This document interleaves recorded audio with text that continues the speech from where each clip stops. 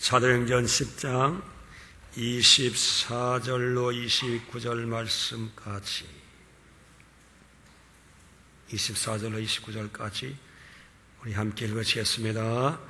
형제들도 함께 가니라. 이튿날 가이사랴에 들어가니 고넬료가 그의 친척과 그의 가까운 친구들을 모아 기다리더니 마침 베드로가 들어올 때에 고넬료가 맞아 발 앞에 엎드려 절하니 베드로가 일으켜 이르되 일어서라, 나도 사람이라고 더불어 말하며 들어가 여러 사람이 모인 것을 보고 이르되 유대인으로서 이방인과 교제하며 가까이 하는 것이 위법인 줄을 너희도 알거니와 하나님께서 내게 지시하사 아무도 속되다 하거나 깨끗하지 않다 하지 말라 하시기로 부름을 사양하지 아니하고 왔나라. 묻노니 무슨 일로 나를 불렀느냐.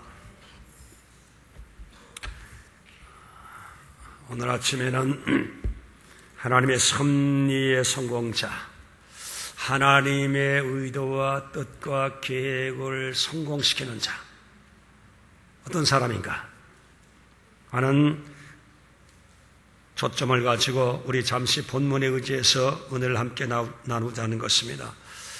여러분, 우리 일상생활에 필요한 게 차 아니에요? 차도 종류가 많지요. 종류 많지요. 명차가 있죠. 차 중에도 명차가 있죠. 명차가 뭐예요? 좋은 차예요? 마시는 차? 명차 어떤 종류가 있어요? 예? 올스모빌? 너무 싱거워서 반응이 없으시다. 너무 싱거워서 말 같지 않았어. 근데 제가 이 얘기 듣기는요, 차 한 대 100만 불 하는 차거든. 와, 기절할 일이지. 100만 불이 적은 돈이에요. 집 한 채 값 훨씬 넘지요. 우리의 서민생활은 거금이지요. 그런데 100만 불짜리 차를 타는 사람, 참 세상은 요지경이에요. 돈 많은 사람은 한없이 많고 없는 사람은 한없이 없는, 정말 불공평한 이 시대를 살아가는 저희들입니다. 그런데 명차, 좋은 차 있잖아요. 구입하고 싶은 좋은 차를 다 있잖아요. 그걸 다 정말 알뜰히 전략하고 해서 하나 사고 싶은 좋은 차를 뽑아냈어요. 그런데 어떤 이유에서인지 차의 문제로 이 차가 제대로 구르질 못하는 거. 밤낮 서비스 공장에 가서 서비스를 받아야 되고 돈만 자꾸 들어가고, 정말 이건 정말 굴리지 못한 차가 돼버렸습니다. 얼마나 속상했어요, 여러분. 그 명차는 좋은 차에 걸맞는 차의 성능을 발휘해야 되는데 발휘 못하는 차, 그건 정말 애물단지예요. 정말 골치 아픈 거예요. 정말 억울한 거예요. 돈 들인 거 생각하면 억울해요. 예? 그 차를 만든 또 기공들 보면 재료 들이고 그러다 보면 실패적인 것입니다. 아무리 저렴한 차라도 내가 쓰고 싶은데 따가닥 쓸 수 있는 차, 그건 정말 좋은 차예요. 그 차가 명차도 굴리지 못한 차보다 정말 값어치 있는 차인 것입니다. 여러분, 자동차만 그렇겠습니까? 하나님이 저와 여러분, 하나님의 뜻, 하나님의 계획, 하나님의 소원을 쓰시기를 원하는데 이게 굴러가질 않아요. 무슨 병이 났는지 고장이 났는지. 하나님 보시기가 얼마나 가슴 아프겠어요. 하나님의 선한 일에 쓰임받기를 원하시는데 이게 전혀 딴 동네에서 살고 있는 거예요. 딴 동네에서. 하나님은 얼마나 안타까우시겠어요.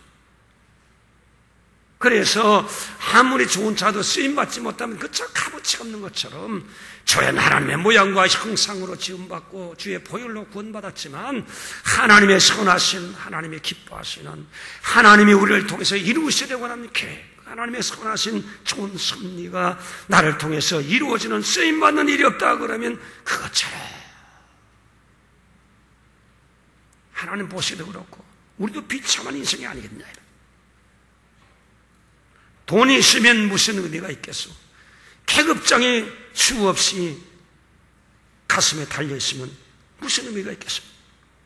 하나님의 뜻에 쓰임받지 못한 인간은 허공을 치는, 정말 인생을 낭비하는, 하나님 앞에 정말 애물단지 같은 삶을 살아간다는 사실을 오늘 기억하셨으면 정말 하나님의 은혜가 여러분 속에 작동되기 시작한 줄로 제가 믿어지게 될 것입니다. 하나님은 저와 한 사람 한 사람 정말로 세상이 알지 못하는 신비한 세계의 신비한 능력, 예수의 생명, 예수의 피 묻은 역사, 하늘나라 역사, 이 어둠의 세력을 몰아내고 하나님의 영광스러운 나라를 세우기를 하나님은 원하시고 계시는 거예요. 한 사람 한 사람을 쓰시기를 원하시는 거예요. 그런데 거기에 작동되지 못하고 있다. 하나님 보시기에 안타까운 사실인 것입니다. 우리가 받은 은혜를 통해서, 깨달은 진리를 통해서, 우리가 가지고 있는 재능을 통해서 하나님께서는 당신의 일을 이루시기를 원하시는데 전혀 관심도 없고 감각도 없고 느낌도 없고 질문에 붙잡힌 적도 없고 그냥 세상으로 살고 세속주의로 살고 인간주의로 살고 자기 본의로 인생을 살아가는, 거기에서 만족하며 살아가는 삶이 있다 그러면 오늘 시간 되돌아서세요. 예수님의 피공로가 너무 위대한 피공로가, 우리가 너무 값어치 없는 것으로 우리 예수의 피공로를 정말 그렇게 쓰레기처럼 내 동댕이 치는 일이 없어야 되겠습니다. 얼마나 저와 여러분이 귀중했다면 하나님의 아들 예수를 십자가에 갈기갈기 찢어 못 박고 처절한 몸부림을 하나님께서는 가슴 아프게 보시면서도 끝까지 죽음 가운데 몰아넣으시니까 하나님은 그 십자가의 대속의 은혜를 통해서 저와 여러분 저주에서 구원받고 하나님 자녀로 불러주시기 위해서 하나님의 끝없는 사랑으로 무서운 결단을 내려주셨다는 것입니다.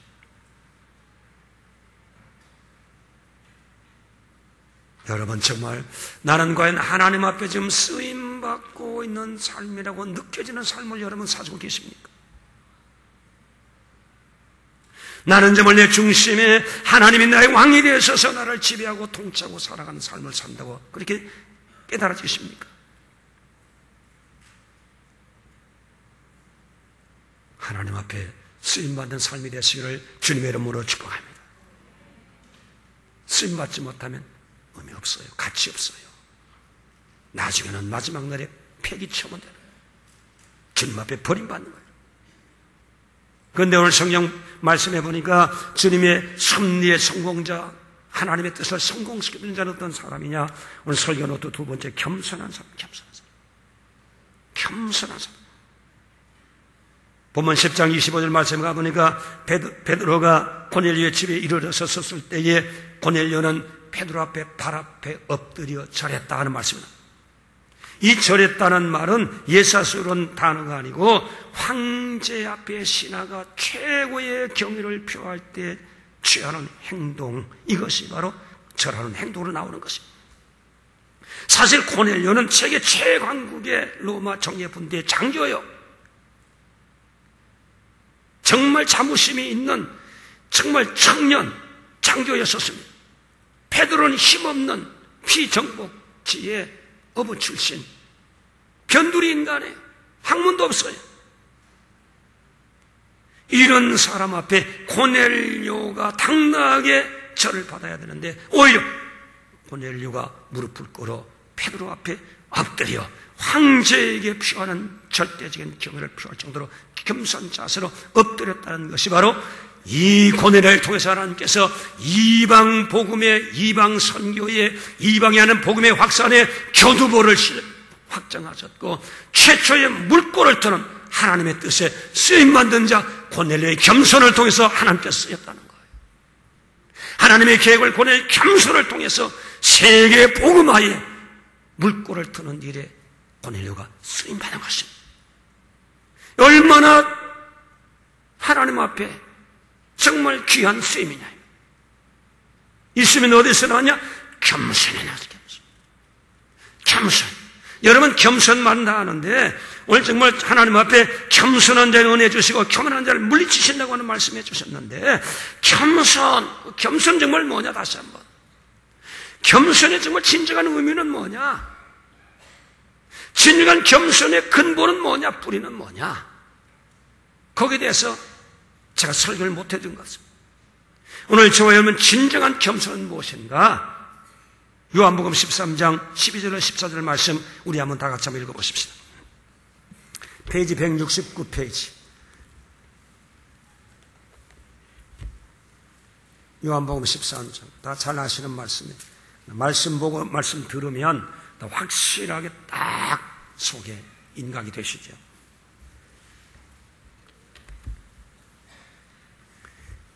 169페이지 요한복음 13장 12절로 14절.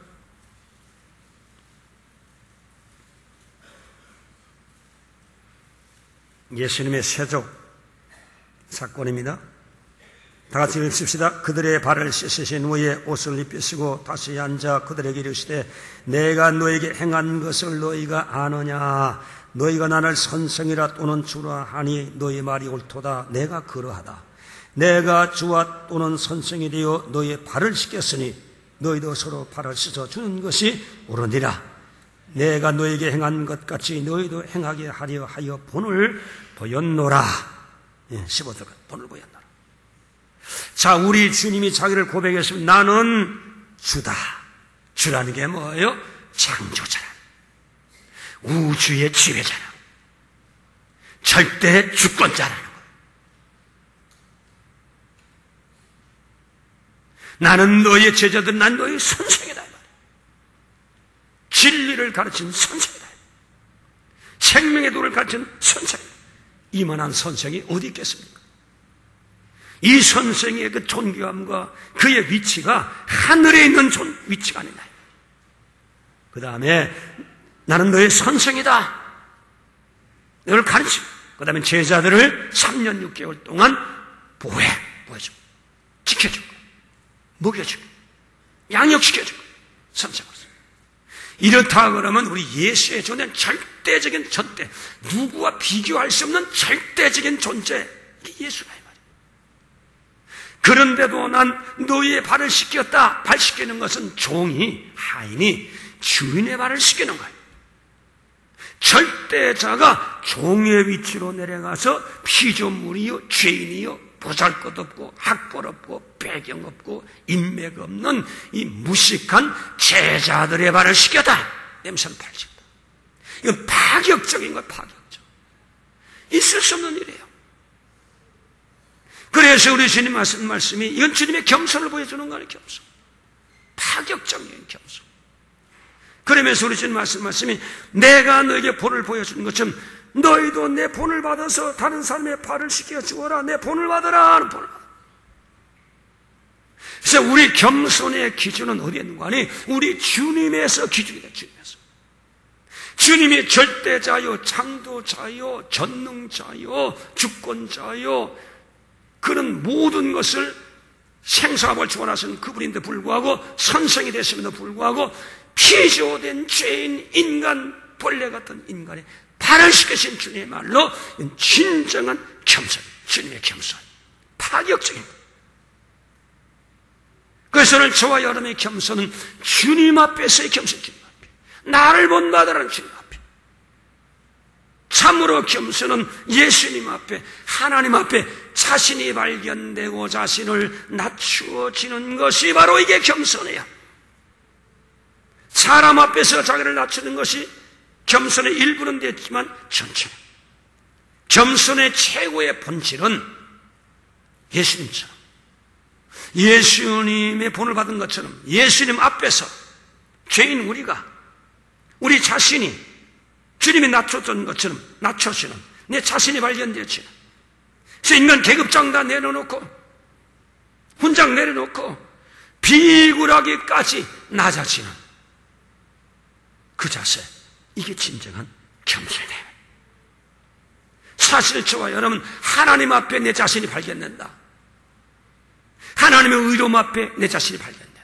하나님의 거룩함에 내 자신이 발견된다. 얼마나 하나님 앞에 더럽고 추하고 저주고 보잘것없는 냄새나는 인간, 이 자신이 비춰질 때에 하나님 앞에 서서 내가 자랑할 게 뭐 있냐 이 말이에요. 그 자랑이 하나님 앞에 무슨 의미가 있느냐면 절대자 앞에 내 의로움이 하나님 앞에 무슨 의로움의 거룩함 앞에 의로움을 내세울 만한 의로움이 있겠느냐 이 말이에요. 진정한 겸손은 하나님 앞에서 내 자신이 발견돼요. 내 추한 모습, 나는 화로다 망하게 되었도다, 이사야 선지의 고백처럼 나는 정말로 아무것도, 이사야는 왕족입니다. 우시야 왕의 귀족의 왕족이에요. 신분은 월등한 분이에요. 그는 선지 수업을 받은 최고 엘리트예요. 젊었어요. 영특한 분이에요. 그런 이스라엘 나라에 정말 몇째 안 가는 인재예요. 그런데도 하나님 앞에 자신이 발견됐을 때 나는 망하게 되었구나, 죽게 되었구나, 얼마나 처절한 자기의 존재의 본질이 드러난지 나는 망하게 되었다고 고백할 수밖에 없었던 이 자기의 본질, 존재의 본질을 아는 것, 여기에서 비로소 진정한 겸손이, 여기서 진정한 겸손이 나오는 거예요. 그렇지 않으면 겸손은 여러분 다 위선이에요. 플라스틱 겸손이 진정한 겸손이 아니에요. 이렇게 겸손한 자가 될 때 하나님께서 그를 들어서 하나님 쓰시는 거예요. 왜 이렇게 철저하게 하나님 앞에 자기 부인되어 버리죠? 내세울 게 없잖아요. 잘난 것 없고 똑똑한 것 없고 힘이 있어도 아무 힘도 안 되고 배경이 있어도 배경 안 되고. 그래서 주님이 말씀하시고 감동하시면 뭐 예라 거부할 수 없겠지요. 아니라고 반역할 수 없겠지요. 이게 진정한 겸손이라 이 말이에요.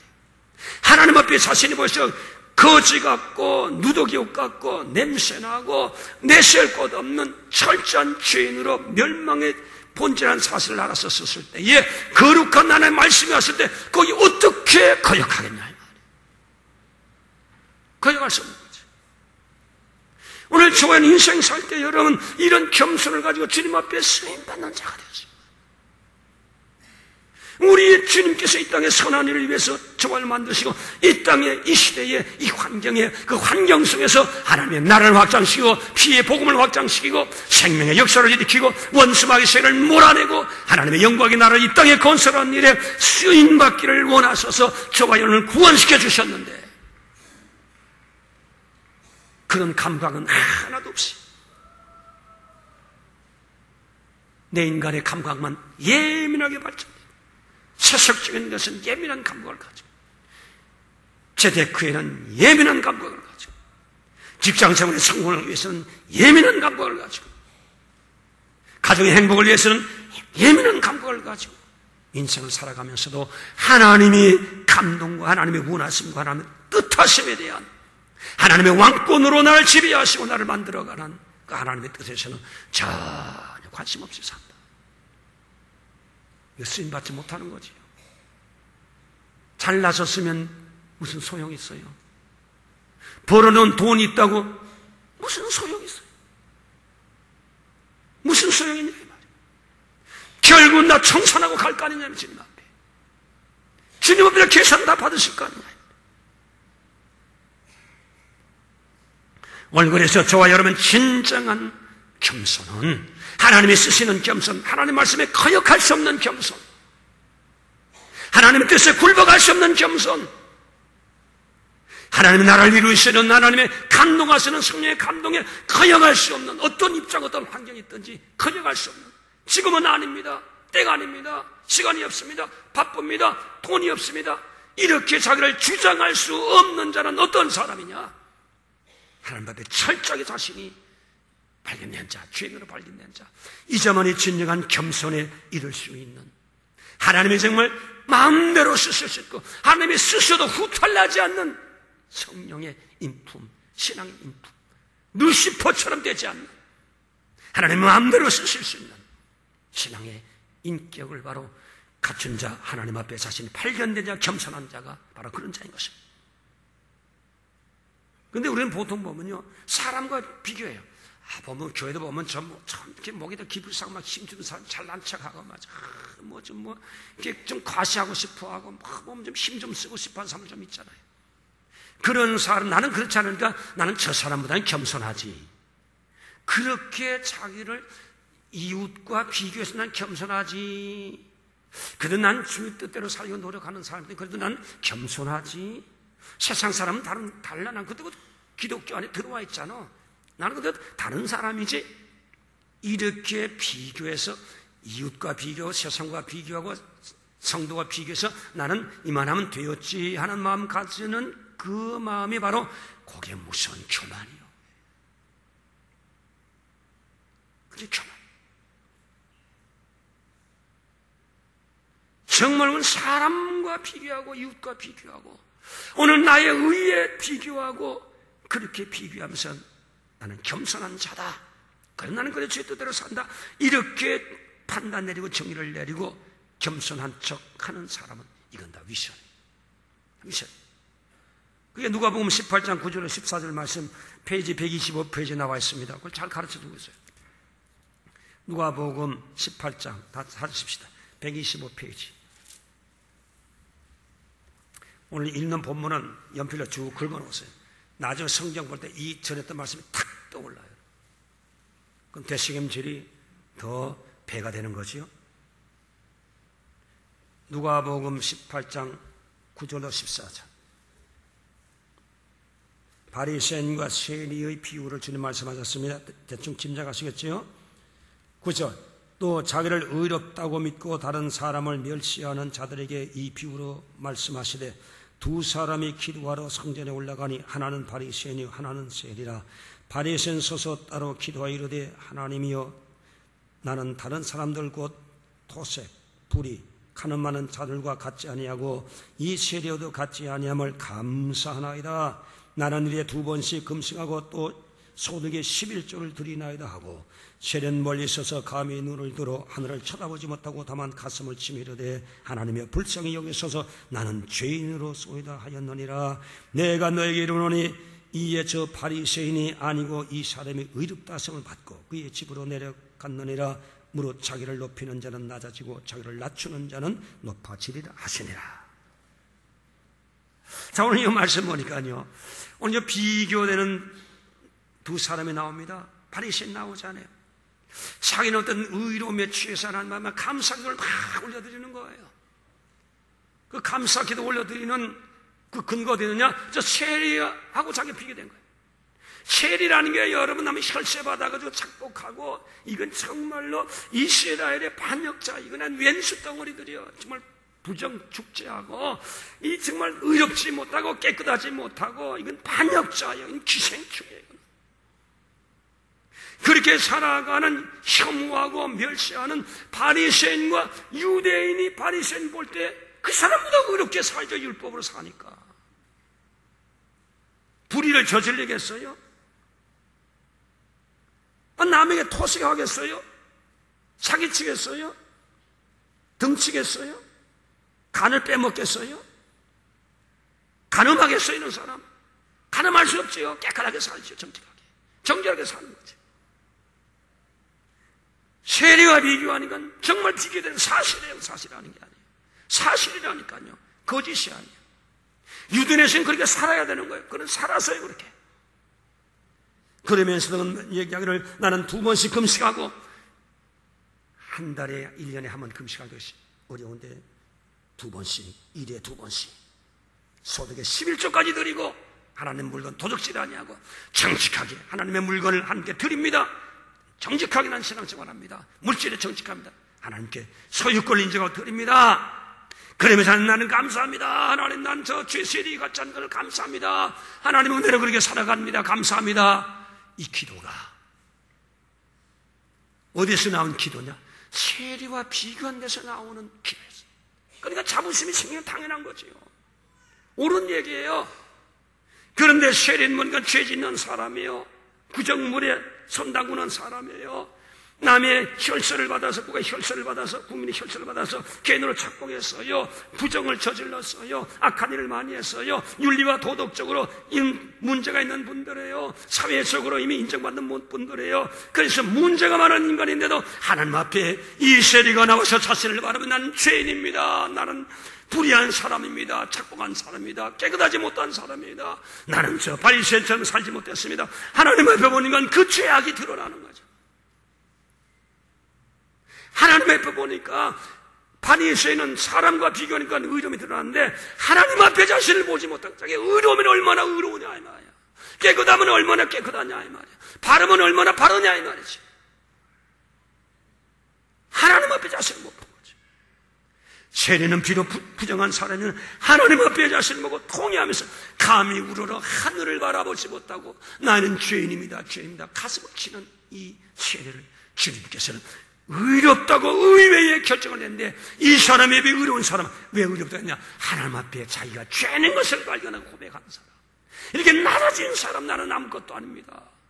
힘도 없습니다. 의도 없습니다. 거룩함도 없습니다. 이렇게 자신을 알고 자기를 주장할 수 있는 의가 아무것도 없다는 사실을 알고 겸손해진 자였기 때문에 주님께서 그 사람을 인정한 거예요. 오늘 이 하는 성도 여러분이요, 다른 사람과 비교하지 맙시다. 나는 저 사람보다 열심히 일하는데 그래도 좀 낫지. 집사 자격 있지, 장로 자격 있지, 권사 자격 있지. 나는 저 집사보다 기도 많이 하는데 나는 안수집사 자격 있지, 권사 자격 있지, 장로 자격 있지. 나는 정말로 열심히 헌신. 저 사람은 달라. 뭔가 좀 난 잘하는 것 같아. 저 사람은 비교하니까. 그래서 조금 자기도 모르는 사이에 나는 그래도 이 교회에서는 필요한 인물이야. 내가 없으면 안 돼. 돌아가지 않아. 예수님 교회 나 없으면 안 돌아가. 그 정도로 열심히 하는 분 계시는 사람과 비교지. 하나님 앞에 열심히 봉사하고 수고했어도 그 봉사가 하나님 앞에서 무슨 큰 의미가 있느냐면 하나님 앞에 무슨 자랑할 만한 것이 되겠냐. 겸손의 본질은 어디 있느냐? 하나님 앞에서 자기가 발견되지 부족한 것이 한없이 부족한 것. 잘난 것이 있어도 그것이 이웃과 비교된 그건 우월감이 아니라 하나님 앞에서 엄연 거룩한 하나님 앞에서 자기가 철저하게 자기가 분석되어지고 철저하게 자기가 죄인으로 정리되어진 이 사람은 진정한 겸손을 표현할 수 있는 사람이 되는 것입니다. 오늘 저와 여러분 아무쪼록 우리 하나님 앞에서 고넬료처럼 진정한 겸손한 자가 되어 하나님의 피 묻은 복음에 우리 생활 속에서 쓰임받는 저와 여러분 되시기를 주님의 이름으로 축복합니다. 주님의 이름으로 축복합니다. 하나님의 기쁨이 되고 찬양이 되는 역사가 우리의 삶에 하나님의 뜻을 받들어 아버지의 힘들어도 순종하겠습니다. 시간이 아니 돼도 순종하겠습니다. 피곤해도 하나님의 뜻을 이룬 삶의 현장에 부르신 하나님의 뜻을 나는 이루어드리겠습니다. 이의가 없습니다. 나의 주권자 하나님의 명령에 우선하겠습니다. 형편 때문에 못한다. 이게 바로 교만이에요. 나를 주는 바로 하나님과 이게 바로 교만이라 이 말이에요. 자기의 형편을 가지고 주장하는 게 바로 교만이라 이 말이죠. 우리가 한번 신앙을 철저하게 하나님 앞에서 우리 정을 내리고 신앙생활 우리가 그렇게 산다고 죽느냐? 절대 하나님 안 죽이십니다. 은혜를 더 주세요. 축복을 더 하십니다. 하나님이 더 높여주십니다. 하나님이 힘을 더 주십니다. 사업장의 힘을 더 주시는 거예요. 삶의 힘을 더 주십니다. 하나님이 더 영광받기 위해서 하시는 거예요. 오늘 저와 여러분 아무쪼록 영적으로 건강한 자가 되시기를 주님의 이름으로 축원합니다. 겸손한 자, 하나님 앞에서 자기 발견된 자가 돼. 그래서 모든 사람들보다 난 정말로 만삭되지 못하고 태어난 사도 바울 선생의 고백처럼 나는 부족한 사람이야. 열등감 때문에 그런 게 아니에요. 하나님 앞에 자신이 발견되어진 진정한 신앙의 고백이 오늘 저와 여러분에게 있어지시기를 주님의 이름으로 축원합니다. 이런 사람이 주님 앞에 진정으로 쓰임받는 거예요. 하나님이 정말 부담 없이 쓰시는 거예요. 이런 사람이 주의 일을 하면 아무런 후탈이 안 나요. 잡음이 안 생겨요. 시끄러워지지 않아요. 요란스러워지지 않아요. 오직 하나님께만 영광, 자기는 없어져요. 주님만 영광 받으시고 주의 뜻만 이루어지는 일에 쓰임받는, 이 깨끗하게 쓰임받는 그런 성도가 될 수가 있는 것입니다. 하나님 앞에 저와 여러분 정말 진짜 이사야가 그랬고 고넬료가 그랬고 모세가 그랬고 민족 해방의 특권을 부여하는데도 가시나무 떨어진 하나님을 바라보고 이 명령을 받았을 때 젊은 시대에 야망 안에요. 그 때문에 불태웠어요. 얼마나 좋은 죄요. 그런데도 하나님이여 보내실 만한 말을 보내십시오. 나는 못합니다.